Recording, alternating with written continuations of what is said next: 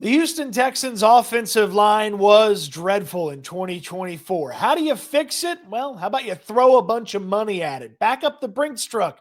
Go get Trey Smith, the right guard from the Kansas City Chiefs who's set to hit free agency. Let's go through the player. Who exactly is Trey Smith? How would he help the Houston Texans? The price? Oh, this one's going to be expensive. And ultimately, the verdict on if they can get Trey Smith and if they should they get Trey Smith, plus a Food Review Friday review at the end of this video. Let's talk about the player. Trey Smith set to hit free agency for the Kansas City Chiefs. He's been their right guard since he was drafted in the 6th round, and man, he was good right away, and he's only gotten better. You'll regularly see him near the top of rankings amongst offensive linemen, and of course, at the guard position as well. This past season, amongst guards who played 50% or more of the snaps, 9th in Pro Football Focus run block grade, 29th in Pro Football Focus's pass block grade. He only had 1 sack charged to him by Pro Football Focus this year, and he made his first Pro Bowl. He's not the best guard in football, but he's going to be the best guard available in free agency. And the Texans, when you look at their offensive line, the weak point last year, to me, the biggest weak point, right guard, where Shaq Mason played. Now, Mason, obviously the Texans would need to move on from him and probably should, regardless of a Trey Smith pursuit. But you plop Trey Smith onto that right guard spot, and man, you'd have 3 very expensive offensive linemen in Laramie Tunsil, Titus Howard, and Trey Smith. But Laramie Tunsil is one of the better left tackles in all of football. Trey Smith's one of the better guards in all of football. That'd be 2 premier players across that offensive line. I have high hopes for Blake Fisher over there at right tackle, and hopefully the other options that you have at center and left guard could figure it out. But when I look at Trey Smith, the pass blocking's not the best in football at the guard position, not by any means. But when you think about a road grader, when you think about opening some things up for Joe Mixon, and when new offensive coordinator Nick Caley talked about it the other day, they want to run the football. D'Amico Ryans, I know, wants to run the football. Trey Smith would go a long way to making sure they could run the football effectively, and he's a much better player than Shaq Mason at this point in his career. He's been a better player than Shaq Mason for the past few seasons, though Mason a couple of years ago had Smith beaten a couple of Pro Football Focus rankings, but that's the past. We're looking at the future here. Trey Smith, it would be a dynamite move. It would be a move that would send shockwaves across the AFC, because when you look at the Houston Texans, hey, that offensive line, they've had some trouble with it.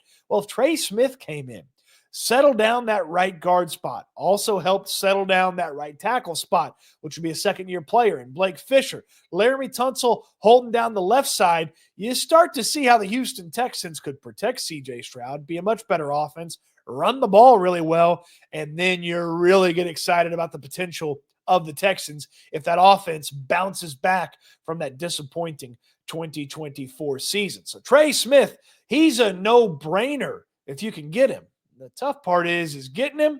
It's going to be pretty difficult. The price on Trey Smith, lots of cash, lots of money for Trey Smith. I mentioned he's not the best guard in football. He's going to be close to being paid like the best guard in football. Guys like him typically don't hit free agency, and I guess there's still an outside chance that the Chiefs could move some cash around and keep him like they did with Chris Jones a year ago when Jones was set to hit free agency. But I feel like Smith's hitting free agency. And when he does, $20 million a year, $21 million a year, he'll be the latest and greatest to get paid, okay?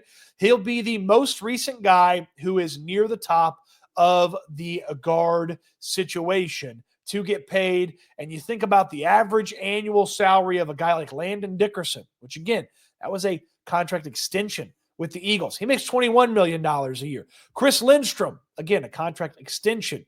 He makes $20.5 million per year. There's nothing poor about these guys. They're very rich per year. So when you look at guys who changed teams recently, how about Robert Hunt, who changed teams and went to the very much necessary Carolina Panthers, they desperately needed Robert Hunt, and they brought him over from the Miami Dolphins, and they paid him $20 million per year. Now, Trey Smith, he's better than Robert Hunt. So when you start thinking about, okay, well, I'm Trey Smith. I've got all this experience in the playoffs where it matters the most. I'm really good at right guard, and a guy that's not as good as me got $20 million a year. I know I'm not the best guard in football, but I might be paid like that if I'm Trey Smith. How do the Texans make something like that work?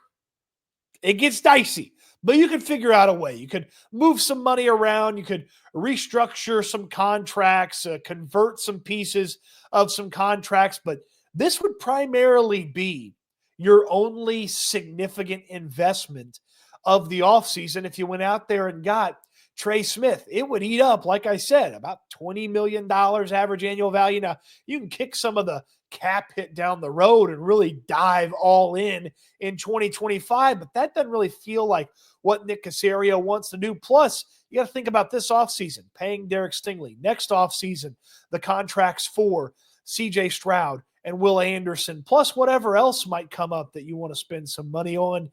It becomes pretty difficult to see how you fit Trey Smith in, but hey, if you're worried about 2025 and fixing the offensive line, you'll find the money in the coffers to pay a guy like Trey Smith. So we went over the player, the price, the verdict. Can the Texans get Trey Smith? Should they make this investment? Man, I'm going thumb down on this. I like Trey Smith. I believe in him being one of the better guards in football. And if you plopped him down onto the Texans offensive line with Caley's new offense, I believe they'd be able to not only protect CJ Stroud, but open things up to a large degree for Joe Mixon in the rushing attack. I get it. But that being maybe your only big significant investment, making things tighter down the road from a salary cap perspective with paying some of the guys and still being able to have some flexibility in the future. It just feels like the Texans, by virtue of having some bad contracts, some overpaid guys like Titus Howard, Dalton Schultz, they've kind of kept themselves out of the Trey Smith realm. So unfortunately, going thumbs down, no Trey Smith for the Houston Texans. I just hope he doesn't land in the AFC South. You don't need to be trying to go out there and beat him twice a year if he's on the Titans or Jacksonville or the Indianapolis Colts. I mean, that would be, my God, the Colts with Quentin Nelson and him. You'd never get to the quarterback, except you'd come off the edge because their tackles aren't that good. I digress, but no Trey Smith for the Houston Texans. Unfortunately, it's just too pricey. The timing's not right to pursue a guy at his incredible amount of money. What say you? You pursuing Trey Smith? You going to try to go get the big fella, make this the lone big investment of the offseason and fix that offensive line? Let me know in the comment section down below. When you're down there, throw me a thumbs up on the video. Subscribe to the channel if you haven't already. Don't forget about SNL, where myself and Landry Locker from the Locker Room combined to talk about the Houston Texans as well. The link to the description, a link to that channel is in the description down below as well. Appreciate you watching the video. Hope you enjoyed it. Can't wait till we talk Texans again soon. Now time for a food review. Food review time. I got a twofer for you. We'll go with 2 limited edition HEB chips. I promise I'll do more than just chip reviews. We did the golden sriracha Doritos last week, but these are limited edition. What if you want them? Okay, you're going to want to go get them. You're going to want to go right away, so we don't want to wait on it. The roasted Poblano thin potato chips from HEB and the new limited edition cheese enchilada tortilla chips from HEB. So 2 very different styles of chips, 2 very different styles of flavor as well. Let's start with the Poblano. I don't believe I'm going to like this one as much because I definitely like cheese enchiladas more than roasted Poblanos, but I don't hate roasted Poblanos. As always, shake the bag upside down, get that seasoning that settles into the bottom, get that dispersed throughout your chips. It also works after you've opened them up because then you set them down on the counter. You still got to shake them after you open them up. Let's get that smell as well. Oh, it did. You'd be shocked if you didn't find a Poblano in this bag. That is exactly what a roasted Poblano tastes like. So Got a few chips in here. Ooh, look at these big, thin, crispy chips. Got a little bit of seasoning on these. Let's give it the first bite test here.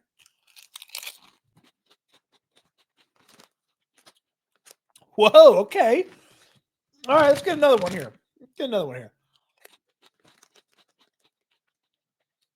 I did not know what to expect from the roasted poblano chips. I mean, I know the flavor of a roasted poblano, but you usually don't just have like a bite of a roasted poblano. It's usually got a bunch of other stuff with it.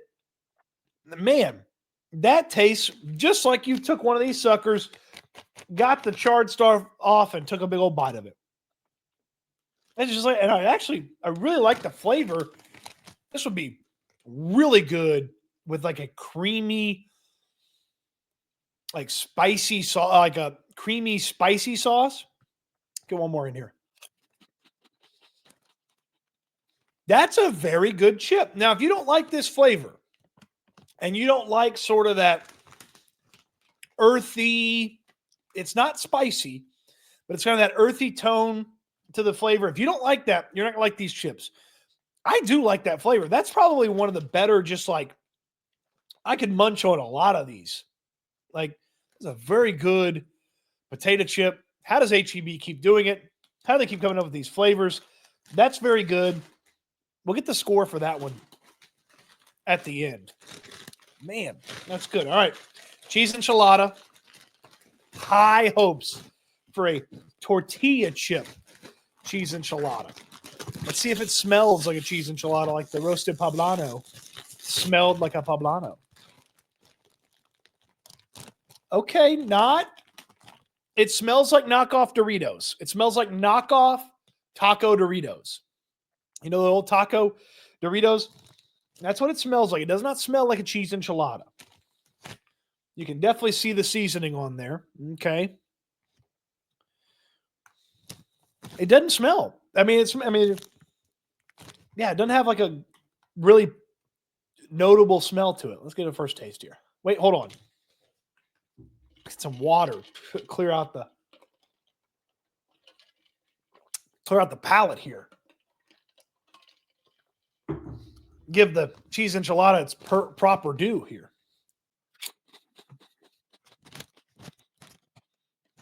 Okay. There's really not that much flavor to it. There's not really much here. Basically I guess it's supposed to be a tortilla chip, but what have you really given me here? That chip broke. I'm trying to get like a more like flavor centric bite here. There's just not much there. There really isn't. If you're wanting a tortilla chip, it says you just get a tortilla chip. Like this is just in the way on a tortilla chip. There's not some sort of intense flavor to it. It tastes like a really bad version of the like taco Doritos. Not my favorite. Let's try it one more time here. Would it be good in a dip? I guess maybe. Yeah, it's a tortilla chip. It'd be good in any dip, probably. Get out of here. All right, the twofer. I can already tell you I like the roasted poblano more. Did not expect that. Let's get you the grade here on the cheese enchilada. Scales 1 to 11. 11 is Tom Brady. It's the greatest of all time. 1 is don't even think about it. Don't even bring it up to me ever again. And this is going to come in as probably the lowest scoring thing that we have ever done in the food reviews here on the YouTube channel. This is a 3.9. This is a 3.9. There's no reason to buy this. There's really no reason to buy this. I didn't like it. There's not an intense cheese enchilada flavor. For it to be a tortilla chip, okay, maybe I dip it in something, but there's not really a lot of flavor to it. It's just it's like half Dorito, half tortilla chip. Now these guys, let me remind myself of how great these are.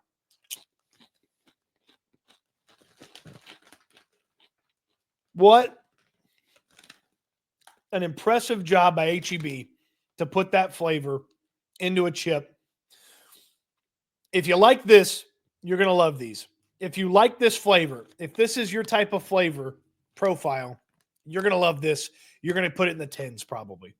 I'm going to come in strong here with a 9.2. I really enjoy the flavor on this. As you see, I'm having another one here.